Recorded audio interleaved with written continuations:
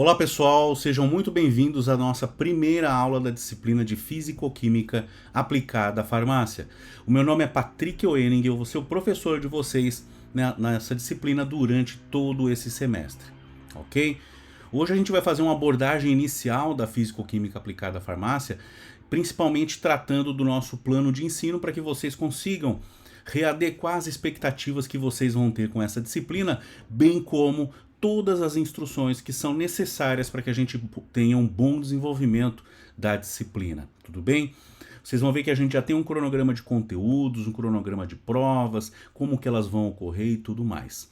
De antemão já peço para vocês o entendimento, eu tô com uma inflamação no olho, uma uveit, tá?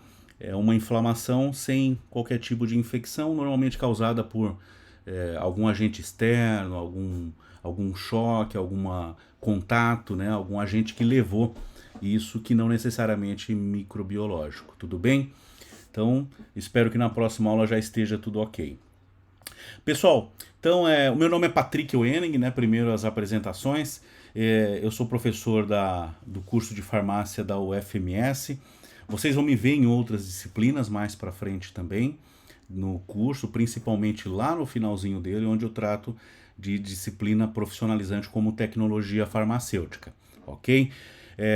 Eu sou formado em farmácia e tenho mestrado e doutorado em tecnologia farmacêutica. Também sou formado em Direito, eu sou bacharel em Direito, com especialização em Direito Civil e Processo Civil e também com especialização em Direito Médico, né? Então unindo tanto a área do direito junto à área da saúde, tudo bem?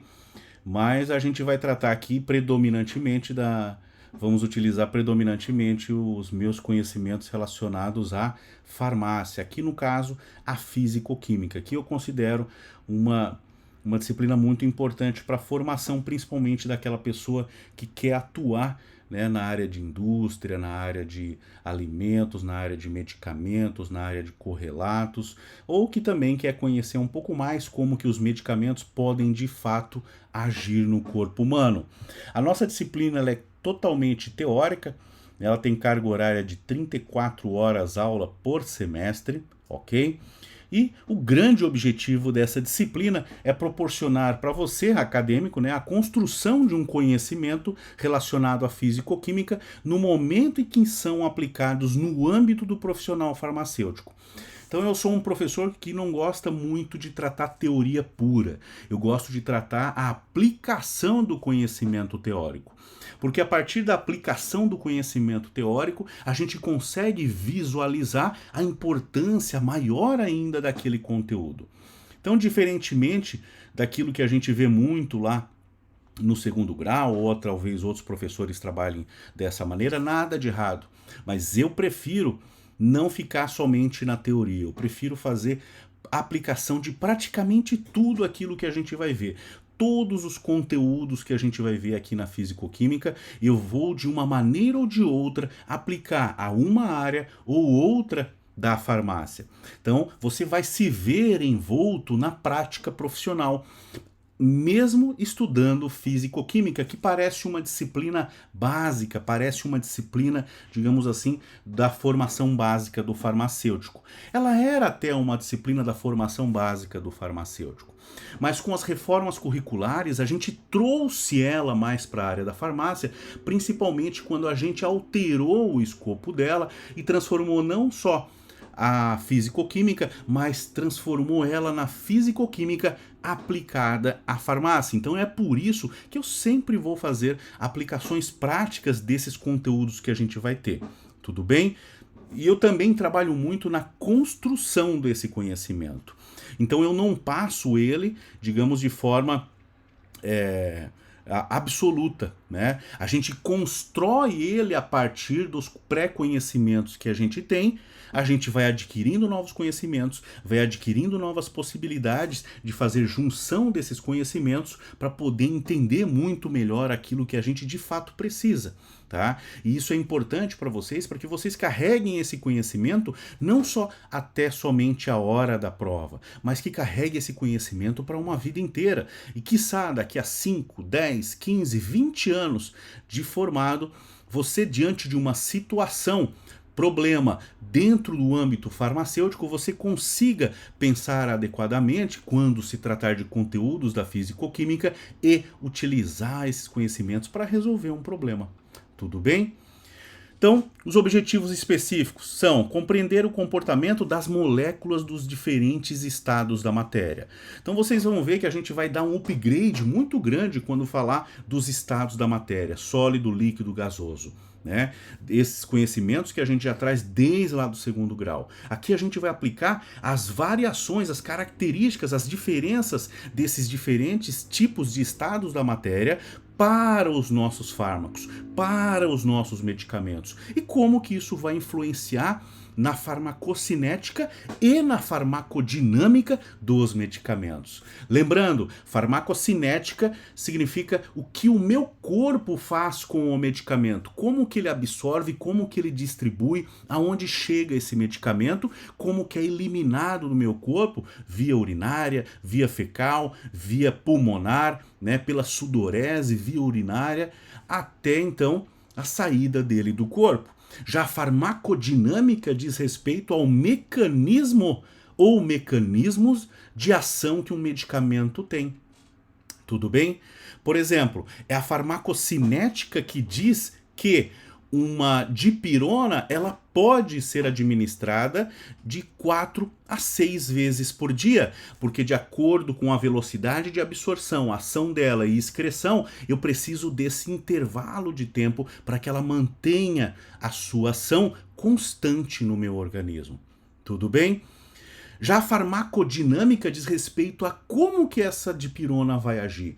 Como que essa dipirona vai chegar lá no hipotálamo e vai regular a temperatura corporal. Porque mesmo que ela baixe a febre, a dipirona ela age de maneira diferente do paracetamol, que é de maneira diferente do ácido acetil salicílico, muito embora esses 3 baixem a febre. Tudo bem? Então, a gente vai conseguir compreender a farmacocinética e a farmacodinâmica dos medicamentos. Por isso que sempre também vou utilizar muitos exemplos de medicamentos, as suas características e mecanismo de ação também. Tá? Compreender o comportamento das moléculas nos diferentes meios, então moléculas que vão estar no estado sólido, moléculas que vão estar no estado líquido, moléculas que vão estar no estado gasoso, como que elas vão se comportar, quais são as grandes diferenças, né? Moléculas que vão depois de administradas no estado sólido, como que ela vai se comportar no meu organismo para poder chegar lá no seu sítio de ação. Relacionar o comportamento das moléculas quando nas diferentes formas farmacêuticas. Como que o diclofenaco ele age quando está na forma de comprimido, ou na forma de solução, ou na forma de injetável, ou na forma de gel. Tudo bem? Então as diferentes formas farmacêuticas carregam diferentes possibilidades da ação desses medicamentos e a gente vai iniciar nossa compreensão em relação a isso. Ok? Compreender os fundamentos da concepção de formas farmacêuticas com base nas características físico-químicas das moléculas. Vocês vão ver que não existem formas farmacêuticas para todos os princípios ativos. Exemplo, o diclofenaco, como eu citei, a gente tem de muitas formas farmacêuticas dele. Tem solução, injetável, comprimidos, cápsulas, né, supositório, gel, tá? Então eu tenho bastante possibilidade. A dipirona, eu tenho solução injetável e comprimidos. Agora pegue o captopril, né? um antihipertensivo, inibidor de enzima conversora de angiotensina.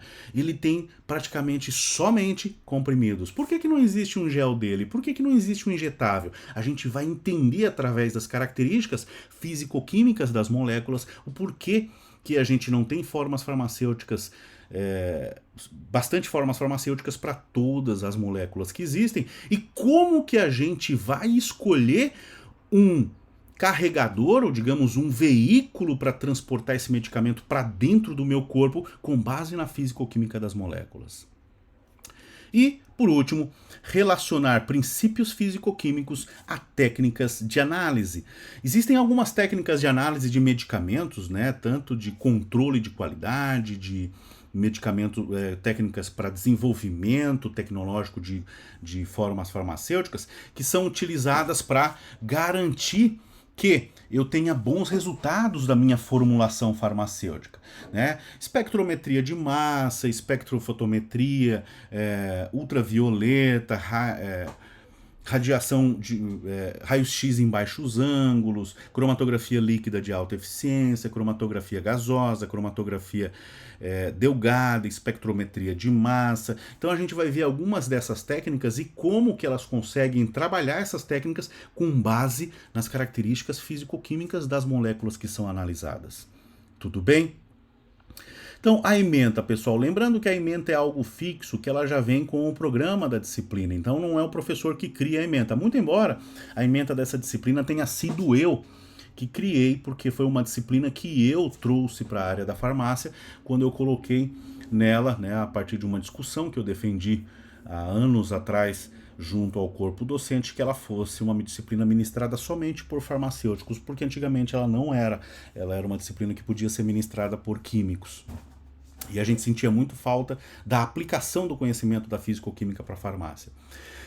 Então a gente vai ver forças intermoleculares, né? Vamos ver como que as forças intermoleculares influenciam nas características físico-químicas da molécula, inclusive no seu mecanismo de ação, tá? Os estados físicos da molécula, da matéria, termodinâmica, que é como que as moléculas se comportam quando elas ganham calor ou quando elas perdem calor. Isso vai estar relacionado à solubilidade, vai estar relacionado à estabilidade da molécula e, por fim, ao prazo de validade da formulação farmacêutica, né? Soluções e propriedades de soluções, né? Conhecendo as propriedades das soluções, eu consigo produzir soluções que são aplicáveis na prática e que servem ao fim proposto, são seguras e são eficazes. Tampões e sistemas tamponados, a gente vai ver que dependendo da minha formulação eu preciso tamponar ela. Tamponar é garantir que o pH dela pouco vai variar em função do tempo. A gente vai ver que o pH é um fator que influencia na solubilidade de algumas moléculas. Moléculas ácidas solubilizam mais facilmente em meios básicos. Moléculas básicas solubilizam mais facilmente em meios ácidos. Então, se eu controlo o pH do meio e tampono ele para que ele sofra pouca variação para mais ou pouca variação para menos, eu consigo melhorar muitas vezes a solubilidade de um medicamento que possui pobre solubilidade em água, né? Pensem no salbutamol. O salbutamol é uma molécula que é utilizada como broncodilatador e tem baixa solubilidade em água. Mas ela precisa ser produzida principalmente na forma de solução para ela agir rapidamente após a administração. Até porque é na forma de solução que crianças e bebês conseguem fazer a deglutição mais facilmente. E efeitos necessários de broncodilatação são bem aparentes, têm boa ocorrência para crianças e bebês. Então eu preciso obrigatoriamente produzir soluções de salbutamol. Então como que eu faço isso? Atrelo o pH à sua solubilidade, mas para garantir que essa solubilidade perdure durante todo o prazo de validade, eu preciso garantir que a minha solução está tamponada. Tudo bem? Solubilidade como um todo, né? A gente vai ver que solubilidade é um fator intrínseco à estabilidade, intrínseco à ação do medicamento, então é de muita importância para nós. Se o medicamento não solubiliza a partir da administração oral, ele não vai agir, ele não vai ter a sua ação. Fenômenos interfaciais, tensão interfacial, então como que a gente faz, isso vai influenciar na solubilidade, né? Porque quando eu tenho um óleo e tenho água, eles não se miscibilizam, eles não se misturam, né? Grossamente falando, é porque existe uma tensão superficial entre as duas superfícies, do óleo e da água. Como que eu quebro essa tensão superficial fazendo com que eles se interajam? A gente vai ver. Os colóides e sistemas macromoleculares, que são sistemas derivados de géis importantes para nós. Reologia, que é o estudo da movimentação de cremes, pomadas e géis, né? Então, como que eu tenho cremes que quando eu aplico, eu quero aplicar em grande parcela do corpo, como um creme hidratante, que é uma área da farmácia, haja vista a cosmetologia, ou quando eu preciso de cremes que ajam muito localmente. Exemplo, um creme que eu poderia utilizar aqui nos olhos, muito embora eu esteja usando colírio agora. Mas eu poderia utilizar creme, poderia usar pomada, então eu quero que ele espalhe somente localmente, de forma local, ele não tenha uma grande espalhabilidade. A gente estuda tudo isso na reologia, né? As dispersões coloidais, né, como emulsões, técnicas de análise de espectrofotometria, eletroforese, cromatografia, tá? Propriedades físico-químicas das moléculas, centrifugação e ultracentrifugação, né? Para separação de moléculas a partir das suas densidades, tá? E metodologia de aplicação de radioisótopos, né? Radioisótopos que são muito utilizados para diagnóstico de imagem, né? Quando eu tomo um contraste e faço uma análise, se eu tomo via oral e faço uma análise do meu aparelho digestório, eu estou fazendo a aplicação de um radioisótopo que facilita a visualização dos detalhes anatômicos do meu trato gastrointestinal. Lembrando que esses radioisótopos também podem ser administrados via endovenosa. Tudo bem, mas precisam de características específicas para isso que a gente vai ver no momento adequado. Tudo bem? Então, o nosso programa, pessoal. Então, a gente vai ver introdução ao estudo da físico-química, forças intermoleculares, estados físicos da matéria, termodinâmica, solubilidade, soluções e propriedades, tampões e sistemas tamponados, colóides e sistemas macromoleculares, fenômenos interfaciais, reologia e dispersões, cromatografia e espectrofotometria. Tá? Como procedimentos de ensino, a gente vai ter duas grandes plataformas que a gente vai trabalhar. Uma é o Google Classroom, que eu já mandei solicitei que vocês cadastrassem lá, porque todas as notificações eu vou mandar por lá, eu vou escrever um e-mail lá, encaminhando o conteúdo, encaminhando a aula, e vai direto para o e-mail cadastrado por vocês. E uma outra forma de comunicação é o Telegram. Tá? No Telegram eu também posto links de aula, links de vídeos, tá ok? Das nossas aulas, porém o nosso meio oficial para encaminhamento de aulas e de conteúdos é sim o Google Classroom, porque lá vai estar o e-mail de todo mundo cadastrado. Quando eu botar uma mensagem lá, obrigatoriamente vai para o e-mail de todos que estão cadastrados lá, e isso me dá uma boa rastreabilidade. No Telegram a gente vai utilizar mais para bater papo, para tirar dúvida. E eu peço que você tire a sua dúvida no Telegram. Por quê? Porque no Telegram a gente tem ali a turma inteira também, tá ok? E a gente tem numa turma inteira variações de pessoas. Tem pessoas que são mais tímidas, pessoas que são mais extrovertidas, né? Aquelas pessoas tímidas, às vezes, elas morrem com uma dúvida delas. E elas não perguntam de forma alguma.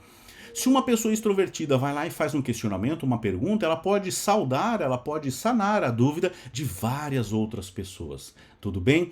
Por isso que eu peço que predominantemente as dúvidas sejam colocadas lá no grupo do Telegram, ok? Por quê? Porque eu respondo, lá fica fixo e todo mundo pode ver a resposta, a pergunta e a resposta a qualquer tempo. Tudo bem?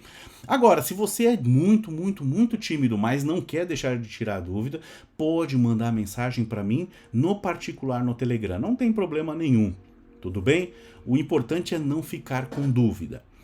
Ainda as dúvidas. Cada aula nossa eu vou disponibilizar todas as semanas uma aula. Então, as nossas aulas são nas quintas-feiras, às 15 horas e alguma coisa, 15 horas e 30 minutos. Então, toda quinta-feira, até às 15 horas, eu vou disponibilizar o link da aula, tá? E essa nossa aula vai ser num canal no YouTube. Então, tem um canal lá de Físico-Química aplicada à farmácia. Então, toda quinta-feira vai ser disponibilizada uma aula. Tá? Predominantemente, as aulas vão ser assíncronas. Eu gravo elas e disponibilizo elas, tal como essa aqui agora. Professor, eu preciso na quinta-feira acessar e ver a aula? Não. Tá? Vamos facilitar. Você tem uma semana para ver aquela aula. Uma semana, então até a quinta-feira da semana que vem. Tá? Mas professor, como que você vai verificar isso? Porque em cada aula eu faço um questionamento e cada um de vocês tem que responder esse questionamento lá nas dúvidas, lá nas perguntas, lá nos comentários do vídeo do YouTube, tá? Eu sei que alguns de vocês talvez vão dizer para o colega, o professor perguntou isso. Ele nem vai ver a aula e vai responder para garantir o seu espaço na chamada. Para mim também não tem problema nenhum, tá? Você usa as ferramentas que você tem e eu uso as ferramentas que eu tenho. Porém, depois é óbvio que eu vou aplicar uma prova e eu vou saber quem realmente viu as aulas, tá? Se dedicou, e quem não viu as aulas. Tudo bem? Quem quer aprender e quem não quer aprender. E eu vou dizer para vocês, o conhecimento da físico-química aplicada à farmácia vai facilitar muito a vida de vocês durante a faculdade. No controle de qualidade, na tecnologia farmacêutica, na cosmetologia, na farmacotécnica, na química farmacêutica, na farmacognosia, em várias disciplinas que vão vir depois. Tudo bem? Então eu garanto para vocês que quem domina a físico-química só não domina o mundo porque não quer, tá? Mas vai dominar o resto do curso de farmácia. Escrevam o que eu estou lhe dizendo, tudo bem? Então a gente tem 2 locais para tirar dúvidas também. Lá no YouTube você responde o questionamento que eu fiz em algum momento da aula, responde lá, eu computo aquilo como chamada. E você também pode ir lá no canal do YouTube fazer outras perguntas, porque você está assistindo a aula, poxa, teve uma dúvida. Pô, em vez de parar aquilo lá, ir para o Telegram e mandar a dúvida no Telegram, você pode já de cara postar a sua dúvida lá nos comentários do YouTube, tá ok? Eu vou estar praticamente todos os dias respondendo os questionamentos que são feitos tanto no YouTube quanto no Telegram, ok? Então, esses são os nossos 2 principais canais de avaliação, ok? Então a gente vai ter 2 provas, né? A P1 e a P2. A P1 já marcada para o dia 23/9, tá? E a P2 no dia 18/11. São provas feitas no Google Formulários, eu encaminho para vocês e vocês têm lá 3 horas para me retornar essa prova. Tudo bem? As nossas aulas, elas são predominantemente assíncronas, então eu gravo elas, tá? Eu gravo elas e encaminho para vocês. Porém, a gente tem 2 lives, e essas lives são lives que antecedem a P1 ou a P2. Por quê? Vai ser tipo um plantão tira-dúvidas. A gente vai ter um pequeno conteúdo, mais um plantão tira-dúvidas, tá ok? É obrigatória a participação? É obrigatória a participação, porque daí eu vou considerar a presença pelo chat que fica gravado, né? A entrada no chat que fica gravado da aula. Tudo bem? Professor, as aulas elas são deletadas ou elas são disponibilizadas durante todo o curso? Digamos, eu assisti a aula 1, quando eu for assistir a aula 2, a aula 1 é retirada do ar? Não. Todas as aulas vão ficar disponíveis lá durante todo o tempo. Você pode assistir quantas vezes você quiser. E você pode fazer perguntas a qualquer momento. A gente já está na aula 12, mas eu fui rever lá a aula 2, 3, 4, eu tive uma dúvida. Pode fazer a dúvida, a pergunta, o questionamento lá na aula 2, 3 ou 4, ou seja, qual for. Tudo bem? E no dia 25/11, a gente tem a nossa prova substitutiva ou prova optativa. Tudo bem? Aqui embaixo tem as referências básicas, as referências complementares. Podem ver que a gente tem aqui, referências que são bem antigas, tá? Bem antigas mesmo. Mas a gente pode utilizar as novas referências que tem na biblioteca, tá? Referências que tem na biblioteca, que existe inclusive um livro de físico-química aplicada à farmácia, que ele é uma tradução de um livro internacional, que eu participei dessa tradução, tá? Então vocês podem procurar na biblioteca, vai estar lá nos tradutores, vai estar lá o meu nome. É um livro que eu sugiro muito, tá? Como aqui são referências antigas, deixa eu ver, ele nem tá aqui, tá? Ele nem tá aqui. Mas eu sugiro também esse aqui, livro do Netz e do Ortega, que está na complementar, Fundamentos de Físico-Química, né, uma abordagem conceitual para as ciências farmacêuticas. O professor Ortega, ele foi meu professor, tá? Lá na Universidade Federal do Rio Grande do Sul.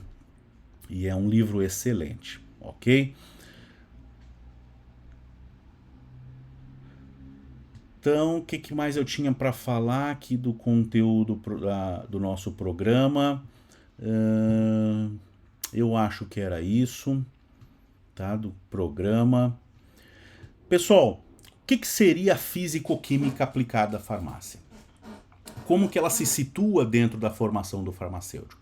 A físico-química aplicada à farmácia é uma disciplina onde a gente trata conceitos de físico-química que estão diretamente relacionados às explicações que o farmacêutico precisa conhecer para entender os processos. Tudo bem? Muitas das ações dos medicamentos na interação com o receptor, né, no bloqueio de receptores, nas interações químicas, são feitas a partir da físico-química. Não somente a partir da química das moléculas, mas a partir também da sua física.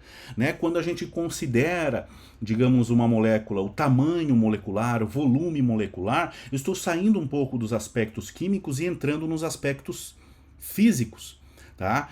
Porém, é difícil para nós separar a física da química, então a gente tem a físico-química. Peguem a molécula aí da anfotericina B.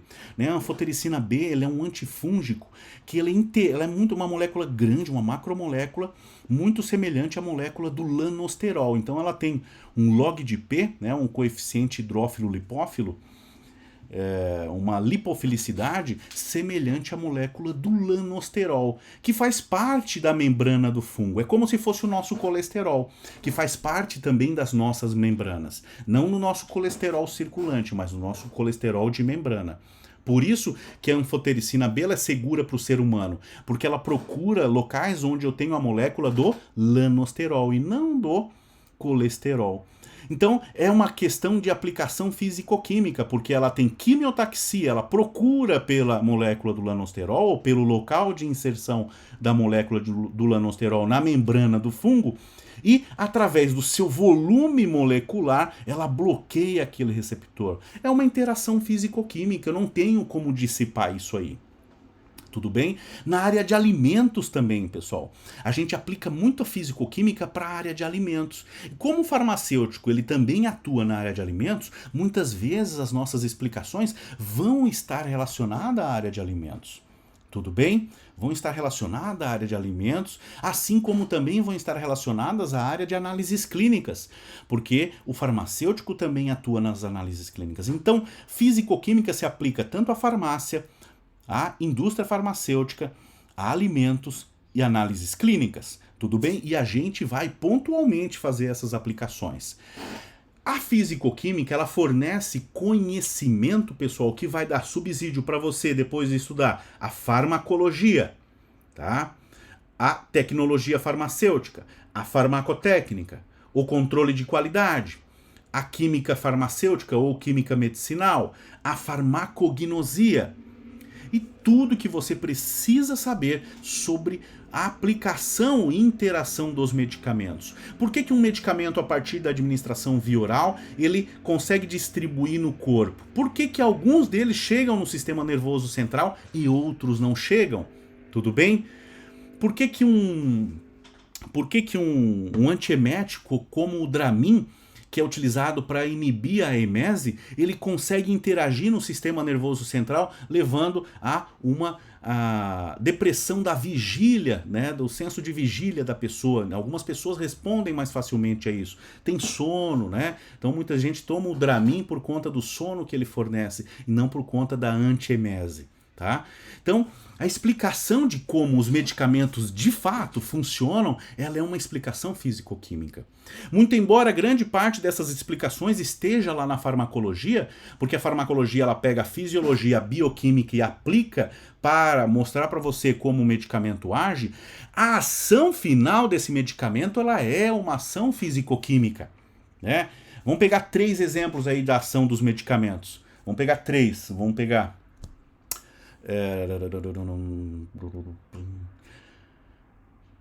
contraceptivos, né? Os contraceptivos orais, que são normalmente associações, né, de um estrogênio com um progestogênio.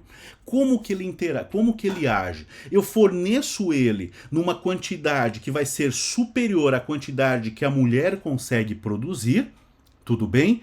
E ele vai bloquear a ação do medicamento, daquilo que a mulher produz, então ele inibe o eixo central dela, por isso que muitas mulheres, depois de parar de tomar o contraceptivo durante anos, levam também anos para engravidar, porque ela bloqueou através de um feedback negativo. É uma interação físico-química com os receptores que preparam o útero? É. O que o contraceptivo faz? Ele faz com que o útero perceba que praticamente durante todo o ciclo a mulher está grávida. Se ela engana o corpo como que se a mulher estivesse grávida, ela na maioria das vezes não ovula. Tudo bem? Por isso que daí ela vai ter a descamação do útero quando? Quando ela para de tomar. A concentração baixa, né? Para de ter interação físico-química, o corpo pensa, agora é a hora do parto. Ele libera, porém, graças a Deus, não tem bebê nenhum. Tudo bem? Primeiro exemplo, tá? Vamos ver um segundo exemplo. Pode ser, inclusive, o do próprio estrogênio e progestogênio. Olha só. Eu falei que era para evitar a gravidez. Porém, ele também pode ser utilizado para desenvolver caracteres femininos. Tá? Para desenvolver caracteres femininos. Pô, professor, mas para que desenvolver caracteres femininos? Gente, aqui a gente não julga ninguém. Se um homem que se identifica como mulher quer desenvolver caracteres femininos e ele não vai se arrepender disso, ele faz uma pesagem dos custos e benefícios, principalmente emocionais para ele que faça o que lhe faz feliz, né? Então muitos homens tomam contraceptivo feminino, por quê? Porque o homem só não desenvolveu os caracteres femininos porque ele tem muito mais testosterona do que estrogênio. Quando ele passa a tomar o estrogênio passa a concentração da testosterona, então ele vai ter o quê? Vai ter diminuição do tamanho dos testículos, vai ter aumento das mamas, aumento da sensibilidade mamária, afinamento da voz, afinamento das estruturas ósseas, tá? Diminuição dos pelos corporais, tá? Todos os caracteres que dão origem ao corpo feminino. E isso através da fisicoquímica também. Tudo que está em maior concentração vai bloquear a ação daquilo que está em menor concentração. Então, se eu tenho muito mais estrogênio e progesterona, a ação da testosterona vai ser minimizada. Tudo bem? Da mesma coisa a mulher. Tem mulheres que gostam de ter características masculinas ou fisiculturistas que querem desenvolver grande quantidade de massa muscular. Então ela tem muito estrogênio e progesterona e pouca testosterona. Ela vai inverter isso aqui tomando testosterona via injetável. Ela vai desenvolver o engrossamento da voz, pelos, né? Massa muscular maior, volume muscular maior, mais força, mais densidade, né? Então, é uma questão físico-química da interação tanto do estrogênio, do progestogênio, quanto da testosterona nos receptores que são propícios para isso. Tudo bem? A gente citou hoje o captopril como terceiro exemplo, vamos falar. Ele inibe uma enzima que se chama enzima conversora de angiotensina, que converte angiotensinogênio 2 em angiotensinogênio 1 e angiotensinogênio 2, que é um forte agente pressor, que faz uma diminuição do volume dos vasos sanguíneos, aumentando a pressão arterial. Tá? Então, quando eu coloco lá um inibidor de ECA, como o captopril, como o enalapril, eu me ligo fisicoquimicamente essas moléculas lá na enzima conversora de angiotensina, bloqueando ela. Mas para isso eu preciso ter uma concentração plasmática alta do meu captopril e do meu enalapril. Por isso que eu tenho que tomar ele ali de 8 em 8 ou 12 em 12 horas. Se eu tomar só quando eu sentir que estou com a pressão alta, porque muitos idosos relatam isso, eu só tomo quando eu sinto que estou com a pressão alta.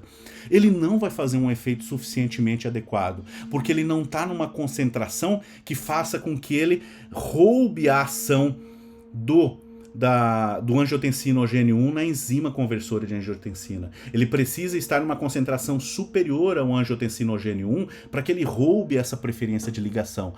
Esse roubo da preferência de ligação é um aspecto físico-químico da interação com o receptor. Tudo bem? Podemos até citar um quarto aí como inclusive não é uma ação de medicamento, mas é algo que ocorre, né? Pessoas que são intoxicadas por monóxido de carbono, CO, né? Agora no frio é raro quando passa o inverno e a gente não ouve uma notícia dessa. Gente que estava fechado num cubículo, colocou uma latinha de álcool a queimar para ver se esquentava o ambiente, foi dormir e não acordou. Nunca mais, né? Porque ela morre intoxicada pelo monóxido de carbono. Por quê? O monóxido de carbono faz uma interação com a hemoglobina que carrega o oxigênio para os meus órgãos e traz o dióxido de carbono para ser expelido pelo pulmão. Só que essa ligação do monóxido de carbono com a hemoglobina é uma ligação covalente. As ligações covalentes são ligações muito fortes. Então, quando eles têm o monóxido de carbono, ele se liga na hemoglobina, a hemoglobina nunca mais vai desligar dele. Ela vai ser metabolizada, ela precisa ser metabolizada para que venha surgir outra hemoglobina. Só que não há tempo suficiente, né? Então não é o monóxido de carbono que mata a pessoa. O monóxido de carbono, ele bloqueia o transporte de oxigênio por conta da preferência da ligação covalente que ele tem com a molécula da hemoglobina. Tudo bem? Então vejam só, uma outra interação físico-química, nesse caso prejudicial para o corpo humano. Ok? Então, essa é a fisicoquímica aplicada à farmácia, pessoal. Uma fisicoquímica que vem para explicar, né? Então, se vocês acreditavam que a gente ia ter conteúdos de fisicoquímica pura e teórica, não é dessa maneira que a gente vai lidar com a disciplina, e sim só com muita aplicação para a área da farmácia. Tudo bem? Então, como questionamento dessa aula de hoje, que ela é uma aula mais curta, que foi de praticamente apresentação do nosso programa, né?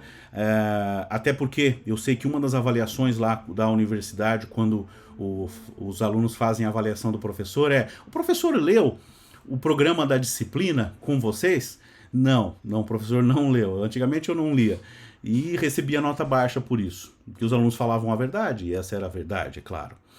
E o professor não lia. Então esses eram os únicos quesitos que eu recebia nota baixa. E eu passei a ler, né? Passei a ler, inclusive depois disso eu virei coordenador, então eu incentivava isso nos professores e continuo fazendo até hoje, onde já não sou mais o coordenador do curso, tá ok?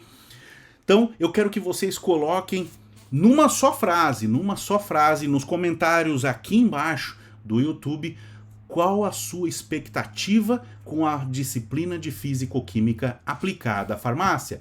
Então, qual a sua expectativa com a disciplina de fisicoquímica aplicada à farmácia? Tudo bem? Então, coloquem isso aqui, podem colocar suas dúvidas também e dúvidas lá também, lá no Telegram, ok?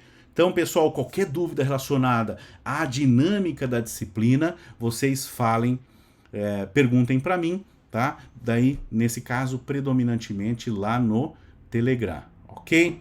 Então foi um prazer estar aqui com vocês, pessoal. Um grande abraço e até mais!